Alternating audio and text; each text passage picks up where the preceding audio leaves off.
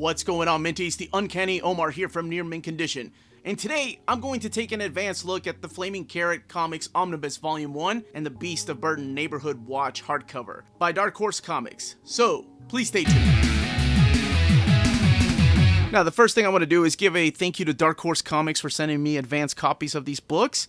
And here is a quick word from our sponsor. This episode is sponsored by CheapGraphicNovels.com, your online home for brand new graphic novels and collected editions, up to 50% off cover price. Cheap Graphic Novels is currently offering up to 80% off over 250 Marvel Omnibus editions, Marvel Masterworks, deluxe hardcovers, and more. The sale has been extended until Tuesday, September 17th. Some of the deals this week include Captain America by Mark Waid, Ron Garney, and Andy Kubert Omnibus. The retail price is $125, but at 50% off, you'll only pay $62.50. Also on sale is Deadpool & Company Omnibus. The retail price is $125, but at 55% off, you'll be paying $56.25. You can find the sale by clicking on the banner on Cheap Graphic Novels homepage or by clicking the link in the description below. Cheap Graphic Novels, your source for the hottest books with the kind of deep discounts, quality shipping, and customer service that will keep you coming back for more. Now we're going to take a look at Beast of Burden Volume 2 first.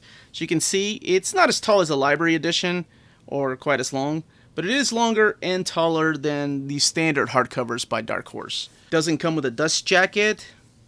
It's just your standard hardcover, and it retails for $22.99. Now let's crack the book open. Alright, I like that picnic blanket design. And it's got some thick, glossy paper. This one is called Neighborhood Watch. This is known as Volume 2, even though there are other two hardcovers. Created by Jill Thompson and Evan Dorkin, as you saw in the credits. Evan Dorkin being the creator of the fabulous Milk and Cheese, which is a kind of making fun of the comic book fan base, but Dorkin himself acknowledges the fact that he's a fan first.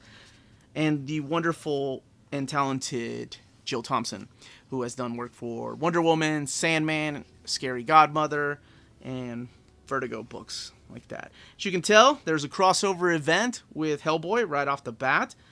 And what is the story? Yeah, the artwork is freaking gorgeous. I've never read Volume 1, and I just jumped in to see if any of this made any sense to me, because it looked like such a beautiful book, and it totally does. It's a comical horror fantasy story, I guess is the best way I can put it. It's really good. It's about these animals, 5 dogs and a cat, the beasts of burden, if you will, that can talk. And kind of like the Scooby-Doo adventures, they go through different parts of their town, and it's a paranormal adventure left and right, with some pretty freaky imagery from time to time. And like I said, they're very smart. They can talk. There are other characters that come in and help them, elders and almost like shaman, I guess. But what really got me interested in the book was the artwork. Now, Jill Thompson doesn't draw all the pictures, of course. Some are drawn by Benjamin Dewey or Sarah Donner. But yeah, see, as you can tell, animals talk to humans. And that is all I can really say about that. It's a really fun book. I really enjoyed it. Now, Volume 1 is still in print, and then there was another one that collected animal rights, I think is what it's called. The softcover version is still in print, but the hardcover's out of print. But you can still find it cheap, I think, so I'm going to go ahead and order it, because I really enjoyed this book. So the binding is very nice. It's sewn binding. The book retails for $22.99, and it has right about 190 pages. 183 pages, to be exact. Let's look at the extras, because as you all know, I love looking at extras on these books. And here's the sketchbooks, how the pages are designed. That's the Hellboy crossover, and then the thumbnail sketches, get colors. So a lot of promotional art and pinups, holiday cards. Love those pictures. I really like the crossover with Hellboy. That's what kicks off the series. There's even a cover by Hellboy, by Mike Mignola. So the book collects hunter-gatherers, the crossover with Hellboy, Neighborhood Watch, and then other tales, other one-shots. I really like those. Beautiful. And then other works by Evan Dorkin, including Milk and Cheese and the Eltonville Club. Now we have the Flaming Carrot. This is Volume 1. This is the Flaming Carrot Comics Volume 1 Omnibus. See? It's a softcover omnibus, but it is taller than the IDW Omnis that they have, the softcover IDW Omnis. So I'm glad to see that. It is the size of a trade paperback. Here it is compared to Marvel's Secret Warps. The book retails for $24.99, and this, like I mentioned, and Beast of Burden Volume 2 will be available on September 18th. Let's see. Here is a foreword by Kevin Eastman, co-creator of the Ninja Turtles.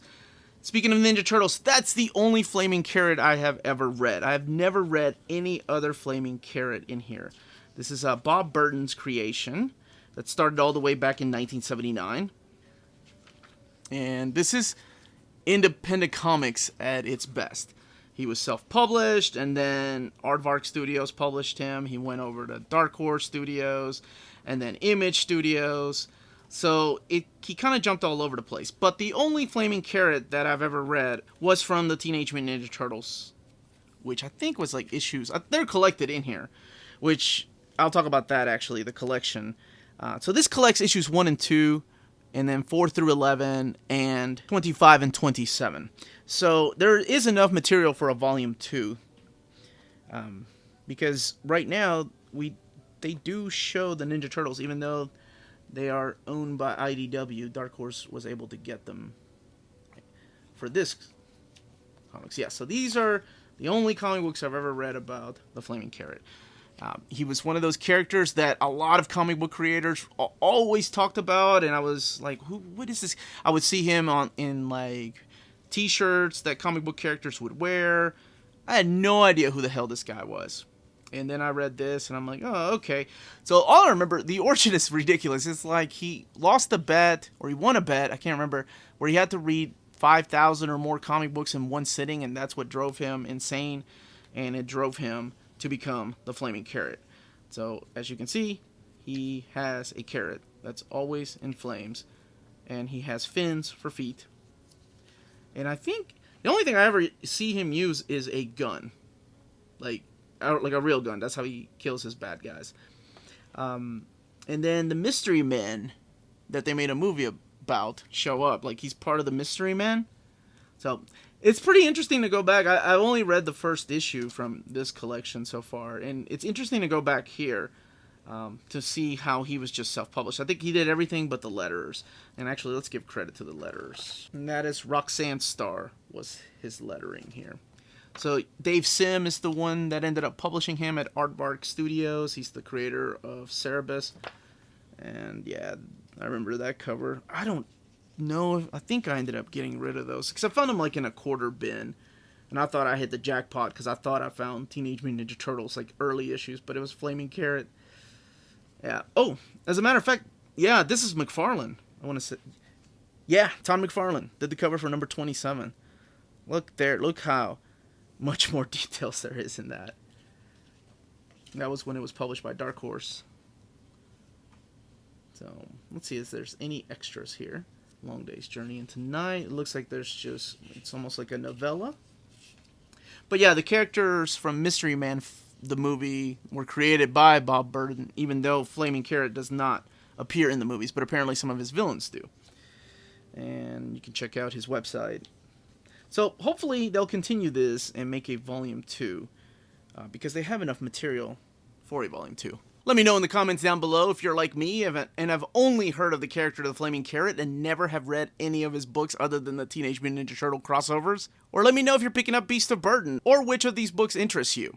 Don't forget to hit that like, subscribe button if you haven't subscribed yet, and the notifications button to make sure you're getting notified when our videos go up and live. Again, this was the Uncanny Omar, and remember, if it's classy and cool, it must be near mint.